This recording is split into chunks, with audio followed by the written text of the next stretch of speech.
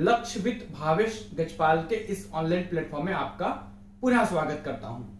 तो आज से हम हिस्ट्री की क्लासेस स्टार्ट करने वाले हैं। ये हिस्ट्री का भारतीय इतिहास का लेक्चर नंबर 1 होगा। जैसे कि आप इसे देख रहे हैं कि H1 लिखा हुआ है, ठीक है। इसमें हम भारत के इतिहास की पृष्ठभूमि और पाषाण काल को विस्तार में अध्ययन करने वाले हैं। तो चलिए शुरू करते हैं। पाषाण काल हिस्ट्री का जो वर्गीकरण है, जो क्लासिफिकेशन है, वो कैसे होता है, पहले तो वो समझ लेते हैं। क्या क्या हम पढ़ने वाले हैं इतिहास में, भारतीय इतिहास में, ये समझेंगे। उसके बाद मैं पढ़ाऊंगा पाषाण काल, पत्थरों का काल। तो इतिहास वास्तव में, इसके अलावा मैं आपको एक जानकारी दे दूं, यदि आप सीजी व्यापम में जो पटवारी भर्ती आगामी आने वाली है, फूड इंस्पेक्टर भर्ती परीक्षा, उसकी क्लासेस ज्वाइन करना चाहते हैं तो पूर्णतः नया बैच अभी प्रारंभ हो चुका है। आप उन क्लासेस का लाभ किस्तों में पे करके ले सकते हैं, एकदम आसान किस्तों में आप लाभ ले सकते हैं। इसमें आपको videos plus PDF plus test भी दिया जाएगा, जिससे आप इसकी तैयारी आसानी से कर पाएंगे। सीजीएसआई भर्ती की भी क्लासेस चालू हो गई हैं, तो आप उसकी क्लासेस भी ज्वाइन कर सकते हैं। सीजीपीएससी प्री की भी क्लासेस स्टार्ट हो गई हैं। आप दिए गए नंबर पर मुझे संपर्क कर सकते हैं, अर्थात व्हाट्सएप कर सकते हैं, तो मैं आपको बाकी के डिटेल्स वहां पर उपलब्ध करा दूंगा। चलिए बढ़ते हैं आगे। सबसे पहले हम देख लेते हैं परिभाषा को। इतिहास को कैसे परिभाषित करेंगे कि अतीत की घटनाओं का क्रमबद्ध अध्ययन जो किसी स्थान, घटना, काल, व्यक्ति, खोज विशेष पर आधारित हो। क्रमबद्ध अध्ययन करना किसी भी घटना का, किसी व्यक्ति का, किसी काल का, है ना, जो इन पर आधारित हो, किसी खोज का, तो वो क्या कहलाता है? इतिहास कहलाता है, ठीक है। चलिए इतिहास का वर्गीकरण, क्लासिफिकेशन हम देख लेते हैं। तो हम मुख्यतः 3 भाग में बांटते हैं। प्रागैतिहासिक काल सबसे पहला, ठीक है। प्रागैतिहासिक काल उत्पत्ति से लेकर 2500 ईसा पूर्व तक के काल को हम प्रागैतिहासिक काल के अंतर्गत लेते हैं, ठीक है। इसके अंतर्गत आता है पाषाण काल। क्या आता है? पत्थरों का काल। पाषाण काल को हम इसी के अंतर्गत पढ़ेंगे, प्रागैतिहासिक काल के अंतर्गत विस्तार में, ठीक है। दूसरा जो है वो है आद्य ऐतिहासिक काल। कौन सा?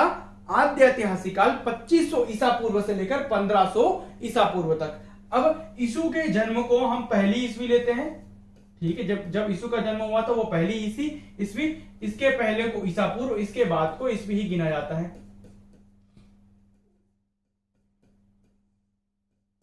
ईसा पूर्व मतलब बीसी और ईस्वी मतलब एडी, एनो डोमिनी, और ये बिफोर क्रिस्ट मतलब before the birth of Jesus Christ को बीसी कहेंगे, ईसा पूर्व कहेंगे, और ये एनो डोमिनी मतलब जीसस के जन्म के बाद के काल को ईस्वी में गिना जाता है, ठीक है। तो अगर इधर 3000 है तो ये उल्टा रिवर्स आएगा, तो ये हो जाएगा 2000 फिर 1000 करके, और इधर से अगर जाएगा तो सीधे में जाएगा पॉजिटिव मैनर में, है ना। 3000 2000 फिर 3000 ऐसा करके वो पॉजिटिव मैनर में बढ़ेगा, ठीक है। चलिए, तो आद्य ऐतिहासिक का काल जो था वो 2500 ईसा पूर्व से लेकर 1500 ईसा पूर्व तक था। उल्टा दिखाएगा आपको, क्योंकि ईसा पूर्व लिखा है, ईसा पूर्व में उल्टा दिखाएगा, है ना। और तीसरा है आपका ऐतिहासिक काल। कौन सा काल? ऐतिहासिक काल 1500 ईसा पूर्व से लेकर 1964 ईस्वी तक के काल को, या उससे आगे के भी काल को हम ऐतिहासिक काल के अंतर्गत पढ़ने वाले हैं आज की इस वीडियो में। सबसे पहले हम बात करते हैं प्रागैतिहासिक काल के अंतर्गत आने वाले पाषाण काल को, ठीक है। तो प्रागैतिहासिक काल के अंतर्गत उदाहरण जो आपको देखने मिलेगा वो मिलेगा पाषाण काल, जो आज हम पढ़ेंगे, ठीक है। इस पाषाण काल को फिर 3 भागों में बांटा जाता है, ठीक है। पूर्व पाषाण काल, पूर्व या पूरा, पूर्व को ही पूरा बोलते हैं, पूर्व या पूरा पाषाण काल। दूसरा है मध्य पाषाण काल, और तीसरा है नव पाषाण काल। इसके बाद ताम्र पाषाण युगीन सभ्यता भी आती है, उसको भी हम थोड़ा बहुत देख लेंगे, ठीक है। चलिए आगे बढ़ते हैं। बात करने वाले हैं ऐतिहासिक काल के बारे में। तो ऐतिहासिक काल का जो कार्यकाल था या कालखंड था वो 1500 ईसा पूर्व से 1964 ईस्वी तक था, या अब तक ऐसा मान सकते हैं, ठीक है। इसके अंतर्गत 2 विभाजन आपको देखने मिलेंगे, ठीक है। पहला है वैदिक सभ्यता, जिसका कार्यकाल 1500 ईसा पूर्व से 600 ईसा पूर्व तक। उसके बाद ऐतिहासिक युग आता है, ठीक है। वैदिक सभ्यता को फिर 2 भागों में बांटते हैं, पहला और दूसरा, ठीक है। तो पहला है काल, वैदिक सभ्यता के अंतर्गत ऋग वैदिक काल और उत्तर वैदिक काल। उत्तर वैदिक काल के अंतर्गत, उत्तर मतलब बाद, है ना, बाद का जो वैदिक काल था 1000 से 600 ईसा पूर्व तक का कार्यकाल था। इसके बाद जो ऐतिहासिक युग है ना, उसे हम 3 भागों में विभाजित करते हैं। प्राचीन काल एंशिएंट हिस्ट्री, मध्य काल मिडिवल हिस्ट्री, और आधुनिक काल मॉडर्न हिस्ट्री। इसी को हम विस्तार से पढ़ने वाले हैं। पाषाण काल, सिंधु घाटी सभ्यता के बाद इन्हीं सबको हम लाइन से पढ़ेंगे। इसके अंतर्गत हम क्या क्या टॉपिक पढ़ने वाले हैं इसको मैं बता देता हूं। जो प्राचीन काल है, एंशिएंट हिस्ट्री है, वो 600 ईसा पूर्व से लेकर, मतलब उत्तर वैदिक काल का जब अंत होता है वहां से लेकर 712 ईस्वी, ईसा पूर्व और ईस्वी ध्यान दीजिएगा, है ना, 712 ईस्वी तक। मध्यकाल जो है 712 ईस्वी से लेकर 1707 ईस्वी, है ना, और आधुनिक काल 1707 ईस्वी से लेकर 1964 ईस्वी या वर्तमान तक, या अब तक भी मान सकते हैं इसे, ठीक है। अब जो बीता हुआ दिन है, ठीक है, उस तक जितने भी चीजें हम पढ़ेंगे वो सभी आधुनिक काल के अंतर्गत आएगा। अब प्राचीन काल के अंतर्गत हम क्या क्या पढ़ने वाले हैं, तो हम पाषाण काल को पढ़ने वाले हैं, सिंधु घाटी सभ्यता पढ़ेंगे, वैदिक काल पढ़ेंगे, महाजनपद काल पढ़ेंगे, जैन धर्म, बौद्ध धर्म पढ़ेंगे, गुप्त एवं गुप्तोत्तर मतलब गुप्त के बाद का युग पढ़ेंगे, राजपूत काल, संगम काल मतलब चेल चोल पांड्य वंश को पढ़ेंगे, विदेशी आक्रमण, ठीक है, शक जो है कुषाण वगैरह आक्रमण जो हो गए, ये सभी विदेशी आक्रमण को पढ़ेंगे। इसके बाद हम प्रवेश करेंगे मध्यकाल में, ठीक है, जैसे ही मुस्लिम आक्रमण होते हैं तो दिल्ली सल्तनत, उसके बाद मुगल साम्राज्य, विजयनगर और बहमनी साम्राज्य को पढ़ने वाले, हरिहर बुक्का वाले को पढ़ने वाले हैं। धार्मिक सुधार आंदोलन में सूफी आंदोलन और अन्य धार्मिक जो सुधार आंदोलन हुए थे उनको पढ़ेंगे। फिर मराठा आक्रमण पढ़ेंगे, ये आएगा मध्यकाल के अंतर्गत। इसके बाद हम जब जैसे ही प्रवेश करेंगे आधुनिक काल में तो उत्तर मुगल काल से वो चालू होगा, मतलब मुगल काल के बाद का काल उत्तर मुगल काल, जो उसके दूसरी पीढ़ी जब आई, दूसरी तीसरी जब पीढ़ी आई तो उस समय के काल को पढ़ेंगे। भारत में यूरोपीय व्यापार, जब यूरोपीय कंपनियां आई, जैसे कि ईस्ट इंडिया कंपनी आई, उसको पढ़ेंगे। फिर ब्रिटिश शासन आया, फिर रियासतों का विलय हुआ, जहां जो यहाँ पर रियासतें थी, गवर्नर, गवर्नर जनरल और वायसराय को हम पढ़ने वाले हैं। इसके बाद हम पढ़ेंगे 1857 की क्रांति, सामाजिक धार्मिक सुधार आंदोलन को हम पढ़ने वाले हैं, ठीक है, और भारत का राष्ट्रीय आंदोलन पढ़ेंगे। फिर भारत का क्रांतिकारी घटनाक्रम पढ़ेंगे, किन किन क्रांतिकारियों ने भारत की आजादी में अपना योगदान दिया। उसके बाद अंततः हम जाएंगे भारत का संवैधानिक विकास, आजादी के बाद जो संविधान का विकास हुआ 1950 में, तो उसको भी हम डिटेल्स में पढ़ेंगे। इस प्रकार भारतीय इतिहास यहां से लेकर यहां तक खत्म होगा, ठीक है। ये सभी आपका सिलेबस है, मान के चलिए। चलिए सबसे पहले आज हम पढ़ने वाले हैं प्रागैतिहासिक काल को, थोड़ा सा देख लेते हैं क्या होता है। तो उत्पत्ति से लेकर 2500 ईसा पूर्व तक के काल को हम प्रागैतिहासिक काल के अंतर्गत लेते हैं, ठीक है। ऐसा काल जिसका कोई लिखित साक्ष्य नहीं है, लिपि का विकास तब नहीं हुआ था, जिसका कोई लिखित साक्ष्य नहीं है, उसे कहते हैं प्रागैतिहासिक काल। आद्य ऐतिहासिक काल 2500 ईसा पूर्व से लेकर 1500 ईसा पूर्व तक के कार्यकाल को आद्य ऐतिहासिक काल के अंतर्गत लिया जाता है। ऐसा काल जिसमें लिखित साक्ष्य तो हैं परंतु उन्हें पढ़ा नहीं जा सकता, लिखे हुए तो हैं पर ऐसी लिपि में है कि जिसे हम पढ़ नहीं पाए, कुछ को सुलझा पाए, कुछ को नहीं सुलझा पाए हैं। देखिए दोनों के उदाहरण देखिए, ऐसा लिखित साक्ष्य उपलब्ध नहीं, वो है पाषाण काल, पत्थरों का काल, केवल पत्थरों के औजार वगैरह मिले हैं और अन्य अवशेष मिले हैं। और जो लिखित साक्ष्य है किंतु पढ़ा नहीं गया है वो है सिंधु घाटी सभ्यता का काल, ठीक है। सिंधु घाटी सभ्यता के कई जो दस्तावेज मिले हैं, कई जो लिखित साक्ष्य मिले वो हम पढ़ नहीं पाए, सुलझा नहीं पाए हैं। उसके बाद आता है ऐतिहासिक काल, 1500 ईसा पूर्व से लेकर 1964 ईस्वी या अब तक का कार्यकाल जो है ऐतिहासिक काल के अंतर्गत दिया जाएगा, जिसके लिखित साक्ष्य भी हैं, ठीक है, और साथ ही उन्हें पढ़ा भी जा सकता है, ठीक है। इसके अंतर्गत आएगा वैदिक काल। वैदिक काल में ऋग्वेद, यजुर्वेद, सामवेद, अथर्ववेद को हम पढ़ सकते हैं, ठीक है, उसको ट्रांसलेट करके बताया गया है। वैदिक काल से लेकर अब तक के काल को ऐतिहासिक काल के अंतर्गत हम पढ़ेंगे, ठीक है। सबसे पहले हम पढ़ते हैं पाषाण काल, स्टोन एरा को, ठीक है, स्टोन युग को हम पढ़ते हैं। तो पाषाण काल को 3 भागों में बांटा जाता है। पहला है पूर्व या पूरा पाषाण काल, जिसे पेलियोलिथिक एरा बोलते हैं या एज बोलते हैं, पेलियोलिथिक एज। दूसरा है मध्य पाषाण काल, है ना।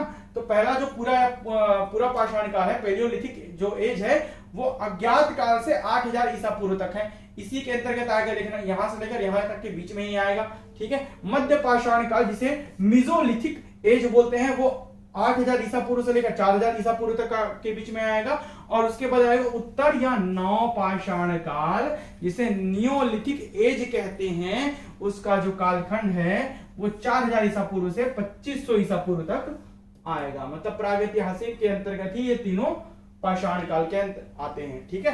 अब हम बात करते हैं बारी बारी से इनके तथ्यों की। लास्ट में मैंने मैप भी शामिल कर रखा है, मैप में भी आपको जगहों को दिखाऊंगा कि कौन कौन से पाषाण काल के स्थल थे भारत में, ठीक है। इस काल में मनुष्य ना जंगली जीवन जीता था। कैसा जीवन जीता था? जंगली जीवन, आदि मानव हुआ करता था। ठीक है। चकमक पत्थरों का आविष्कार, आविष्कार मतलब खोज किया उन्होंने चकमक पत्थर की, इनको रगड़ने से फिर आग की खोज हुई धीरे से। ठीक है। तो चकमक पत्थरों का उन्होंने खोज किया। मुख्य औजार जो थे वो पत्थरों से निर्मित थे। मुख्य भोजन के लिए शिकार और आखेट करना मतलब शिकार करना ही है ना, इस पर निर्भर थे। भीमबेटका एवं आदमगढ़ जो कि मध्य प्रदेश में है, वहां पर पूरा पाषाण काल के साक्ष्य प्राप्त हुए हैं। भीमबेटका और आदमगढ़, याद रखिएगा। आग पर नियंत्रण करना इस समय तक सीख लिया था। पूछेगा कि आग पर नियंत्रण करना किस काल में सीखा, तो पूरा पाषाण काल में ही सीख लिए थे। फिर धीरे धीरे बहुत सारा विकास होना चालू हुआ। उसके बाद हम बढ़ते हैं मध्य पाषाण काल की ओर। तो इस काल में ना प्रयुक्त होने वाले उपकरण बहुत ही छोटे होते थे इस काल के तुलना में, पूरा की तुलना में। पहले बड़े औजार बनाना चालू किए, वो हैंडी नहीं होते थे। ठीक है। बाद में छोटे छोटे औजार बनाना चालू किए जो आसानी से शिकार करने में, जिससे आसानी से शिकार किया जा सकता था, जिन्हें माइक्रोलिथ के नाम से भी जाना जाता है। उदाहरण के लिए मेहरगढ़, बलूचिस्तान, पाकिस्तान में जो मेहरगढ़ में जो अवशेष मिले हैं वो मध्य पाषाण काल के हैं, इससे विकसित है वो। ठीक है। बड़े औजारों की तुलना में छोटे, आजकल सभी चीजें कॉम्पैक्ट हो गई हैं, वैसे ये भी विकास कर रहे थे। पत्थरों के लघु औजारों का प्रयोग होता था इस युग में। पशुपालन की शुरुआत हो चुकी थी या हो चुका था। पूछेगा पशुपालन का शुरुआत किस काल में हुआ, किस पाषाण काल में हुआ, तो मध्य पाषाण काल में पशुपालन करना सीख लिए थे। ठीक है। चलिए बात करते हैं नव पाषाण काल की। तो मनुष्यों में स्थायी निवास की प्रवृत्ति जागृत हो गई थी इस समय तक। नव पाषाण काल तक पहले एक जंगल से दूसरे जंगल तक भटक कर रहते थे, बाद में स्थायी निवास बनाकर वो रहना चालू किए नव पाषाण काल के युग आते आते। ठीक है। और पॉलिश रूट औजारों के साथ साथ धातु के औजारों का भी प्रयोग किया जाता था इस एज में। अब धातु से भी परिचित हो गए थे नवपाषाण काल में लोग, और धातु के औजार भी उपयोग करते थे। ठीक है। कृषि की शुरुआत, जैसे भारत में धान की खेती, प्राचीनतम साक्ष्य मिला कोल्डी हवा से। कोल्डी हवा जो उत्तर प्रदेश में है, यहाँ पर कृषि की जो शुरुआत आपको देखने मिलती है, धान की खेती यहाँ पर की जाती थी। तो कोल्डी हवा में नवपाषाण कालीन साक्ष्य मिले हैं। ठीक है। पहिए का आविष्कार हुआ। पूछेगा पहिए का आविष्कार, पशुपालन शुरुआत, आग पर नियंत्रण पूरा पाषाण, पशुपालन मध्य पाषाण, पहिए का आविष्कार नवपाषाण। यही सब चीजें आपको याद करनी है, एग्जाम में यही सब चीज काम आएगा। बात करते हैं आगे। चलिए अब हम बात करते हैं कुछ और बिंदुओं की जो भारत में अन्य स्थान है। ठीक है। और नीचे आपको उनको औजार भी दिख रहे हैं, पूरा पाषाण काल के और नवपाषाण काल के औजार वगैरह दिख रहे हैं जो मिले हैं। ठीक है। उनके इमेजेस वगैरह दिख रहे हैं आपको। अब हम स्थलों की बात कर लेते हैं। तो पूरा पाषाण काल में पल्लवरम जो कि तमिलनाडु में है, कहां है? तमिलनाडु में। सर्वप्रथम पुरातात्विक औजार जिसे हैंड एक्स कहते हैं, याद रखिएगा ये पूछा गया क्वेश्चन है कि हैंड एक्स कहां से मिला, तो पल्लवरम तमिलनाडु से। ठीक है। 1863 ईस्वी में रॉबर्ट ब्रूस फुट द्वारा खोजा गया हैंड एक्स को। ठीक है।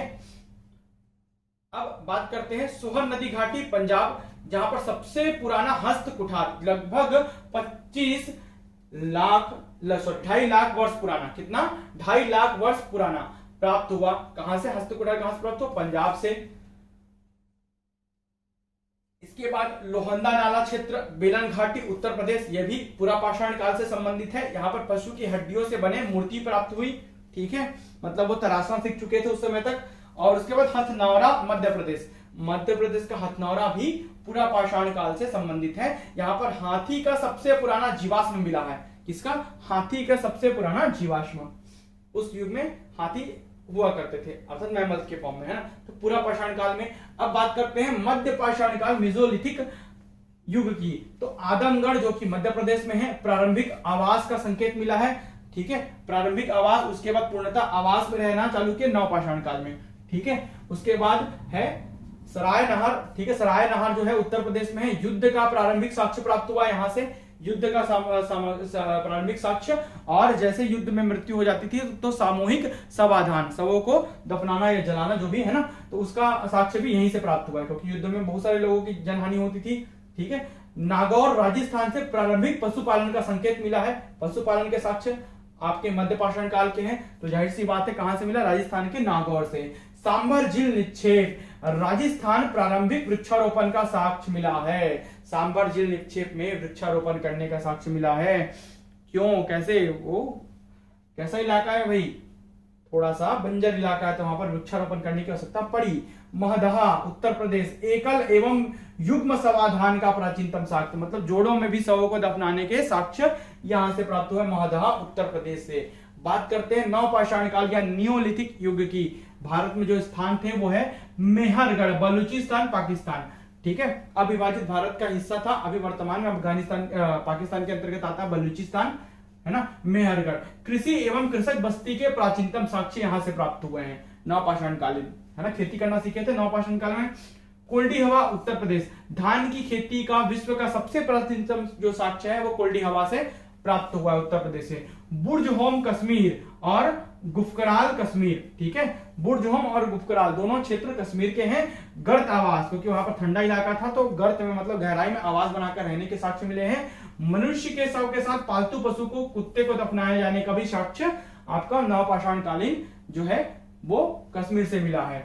जौ व मसूर के जले दाने के साक्ष्य मिले हैं गुफकराल, ठीक है, कश्मीर से। गेहूं, जौ और मसूर के चौपानी माड़ी, ठीक है, तो चौपानी माड़ी उत्तर प्रदेश से विश्व के प्राचीनतम मृत भांड की प्राप्ति हुई। मिट्टी के बर्तन, जैसे कि आप देख रहे हैं नवपाषाण कालीन मिट्टी के बर्तनों को आप देख रहे हैं, हैंड एक्स वगैरह को देख रहे हैं, ये पूरा पाषाण कालीन है, ये नवपाषाण कालीन है। नागार्जुन कोंडा जो कि आंध्र प्रदेश में है, नवपाषाण कालीन युग्म समाधान, मतलब जोड़े में समाधान का एकमात्र साक्ष्य मिला है। नवपाषाण काल में भी जोड़े में समाधान होते थे, उसके साक्ष्य आंध्र प्रदेश नागार्जुन कोंडा से मिला है। चिरांद जो बिहार में है, हिरण के सिंग से निर्मित उपकरण की प्राप्ति हुई है। कहां? चिरांद बिहार में। इसको मैप में आपको मैं दिखा देता हूं इन क्षेत्रों को। पूर्व या पूरा पाषाण कालीन को काले रंग से, मध्य पाषाण कालीन को लाल और उत्तर या नवपाषाण कालीन को नीले रंग से दिखाया गया है क्षेत्रों को। तो सोहन नदी घाटी क्षेत्र पंजाब, ठीक है, पल्लवरम तमिलनाडु, हथनौरा मध्य प्रदेश, बेलन घाटी उत्तर प्रदेश, ये सभी पूरा पाषाण कालीन क्षेत्र हैं भारत में। मध्य पाषाण कालीन में नागौर राजस्थान, आदमगढ़ मध्य प्रदेश, सरायनहार उत्तर प्रदेश, महदहा उत्तर प्रदेश, ये सभी मध्य पाषाण कालीन क्षेत्र हैं भारत में। उत्तर या नवपाषाण कालीन क्षेत्र में चिरांद बिहार, कोल्डी हवा उत्तर प्रदेश, चौपानी माड़ी उत्तर प्रदेश, मेहरगढ़ बलूचिस्तान पाकिस्तान, ठीक है, और नागार्जुन कोंडा आंध्र प्रदेश, ये, और साथ ही बुर्ज होम कश्मीर, गुफकराल कश्मीर, ये सभी नवपाषाण कालीन क्षेत्र हैं भारत में। इस मैप को आप अच्छे से याद कर लीजिए, ठीक है। तो इन क्षेत्रों में क्या क्या प्राप्त हुए उनको भी आपको इस मैप में लिख लेना चाहिए, जिससे कि आप इसे आसानी से क्या कर सकते हैं, याद कर सकते हैं। इसके अलावा यदि आप सीजी व्यापम में जो पटवारी भर्ती परीक्षा है, फूड इंस्पेक्टर भर्ती परीक्षा या सीजी व्यापम का कोई भी परीक्षा हो, सीजीपीएससी प्री की परीक्षाएं हो, सीजीएसआई भर्ती की क्लासेस हो, यदि आप ज्वाइन करना चाहते हैं तो दिए गए नंबर पर मुझे क्या कर सकते हैं, आप व्हाट्सएप कर सकते हैं। बिल्कुल व्हाट्सएप करिए। वीडियो में अंत तक बने रहने के लिए बहुत बहुत धन्यवाद।